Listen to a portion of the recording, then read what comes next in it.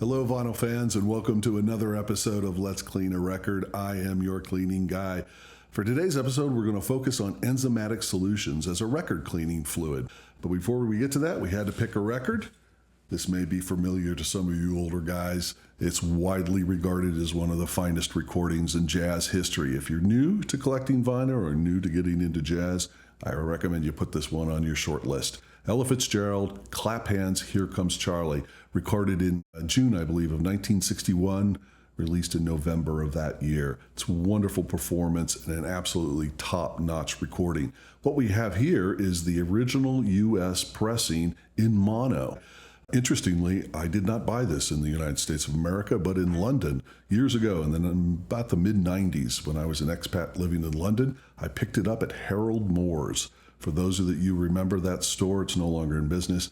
They focused almost exclusively on classical records. However, I was digging through the bins underneath on the floor, and lo and behold, I came across this, and it had a 25-cent sticker on it.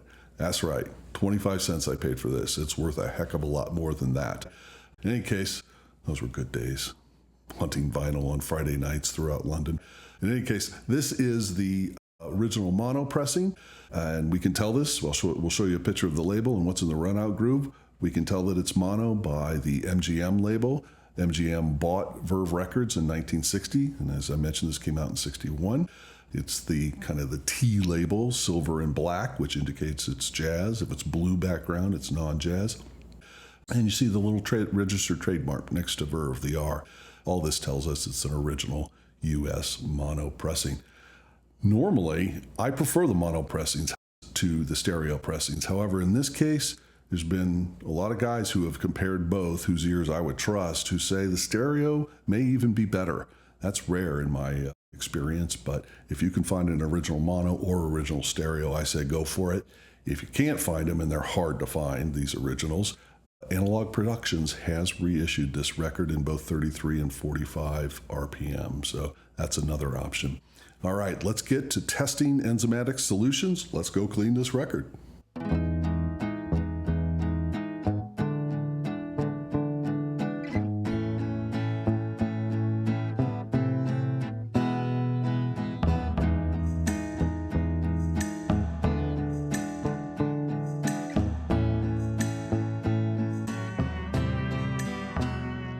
Okay, fellas, let's talk a little bit about enzymatic solutions. They differ from traditional record cleaning fluids, which are detergent-based or chemical-based or have isopropyl alcohol in them.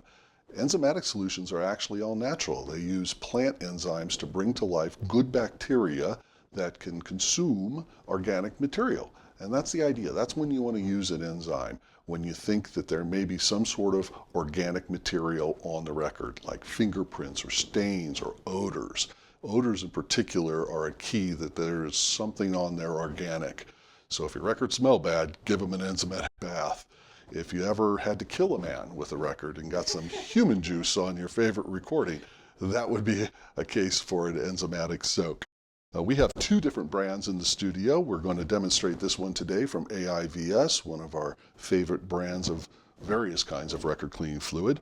Walker Audio, although no longer in business, the Prelude brand does make an enzymatic solution, or they did, I should say. Theirs is a dry version. I'll show you real quick. Looks like that. Basically, you add warm water to it, much as you would to dry yeast if you were making bread. There are other brands that make enzymatic solutions. We have MoFi, Phoenix, Nitty Gritty, and TTVJ, which stands for Todd the Vinyl Junkie. Kind of a fun name. I've never tried their products, but I'd love to sometime. So what we'll do is we'll get set up and show you the proper procedure for utilizing an enzymatic soak. I like to use a VPI suction type machine when I'm preparing for an enzymatic soak. This is, by the way, a pure enzymatic formula.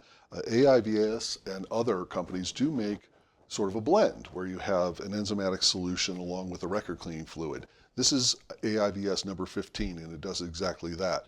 There's two ways that you might use this. If you have a record that is very dirty, that has a lot of organic material on it, you might use this as a pre-soak. A lot of the times, though, you don't want to go through the step of one enzymatic soak followed by a standard record cleaning fluid. this sort of combines both. It's a bit of a cheater, but it works well, and it's a great record cleaning fluid. But for today, we're going to give it a 5-minute soak with the enzymatic solution. It's imperative that you follow that up with a standard record cleaning fluid. You don't want to leave that film on there, and you really don't want to leave it soaked for more than 5 minutes. If you had a lot of organic material, you could give it multiple soakings, but again, you don't want to leave it on there for more than 5 minutes or so. We're going to follow up with L'Art de Soin. We like that record cleaning fluid quite a bit, and then finally with a pure rinse. We have separate wands and columns for each of those steps, and we'll be utilizing one of our favorites, the Osage brushes. Interestingly, Osage is the company that owns AIVS as well as several other brands. So I think we're all set. Let's get to it. Let's clean the record.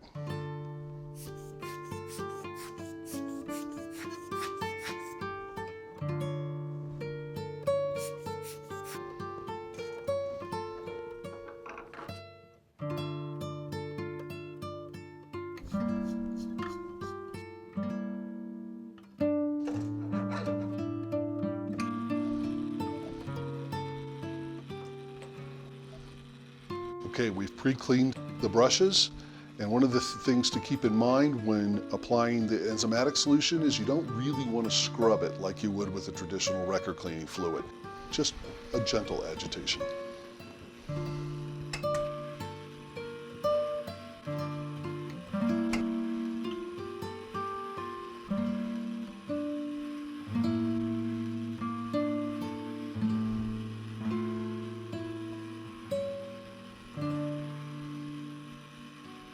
There's no surfactant to speak of in this, so you might have to add a bit more than you normally would. You want to make sure you have enough of the enzymatic formula to cover the entirety of the record.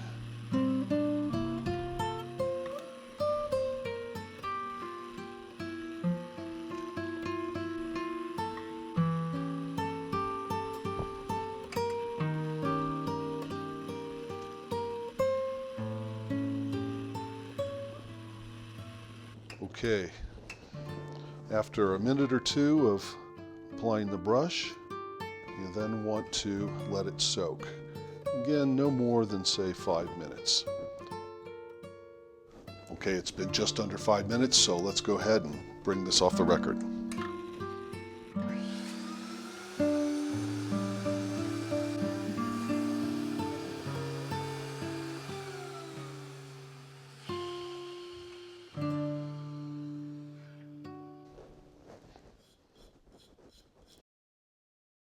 As we mentioned, it's very important to follow up with a standard record cleaning fluid. You can use whatever one you like. In our case, we're going to go with L'Art de Soin.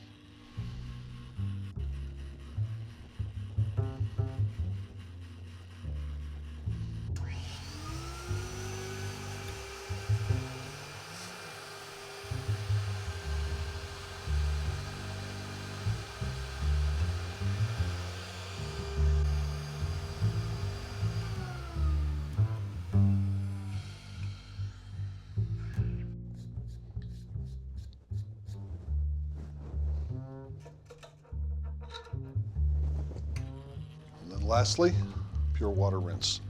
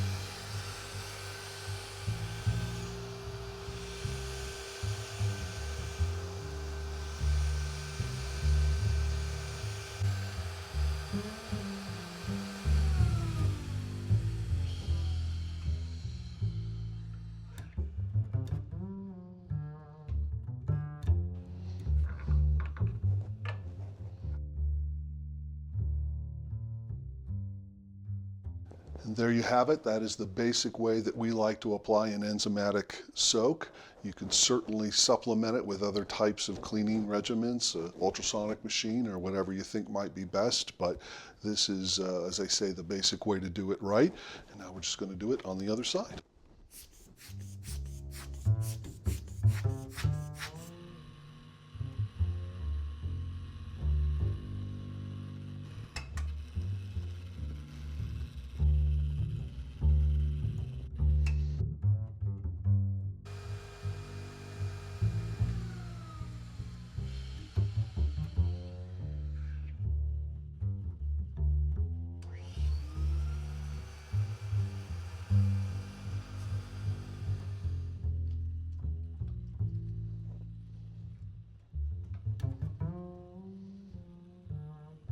All right, I say we go give this a listen.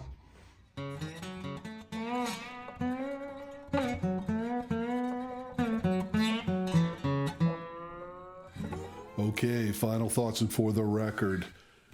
Boy, it's been a while since I've listened to this one. What a joy. Great, great recording. Fantastic performance. Put this on your short list. If you don't have it, go buy this record. Would love to hear in the comments below what you all think of enzymatic solutions. When do you use it? How long do you let it soak? What's your procedure? Comment below and maybe we can share some best practices. We'll see you at the next record.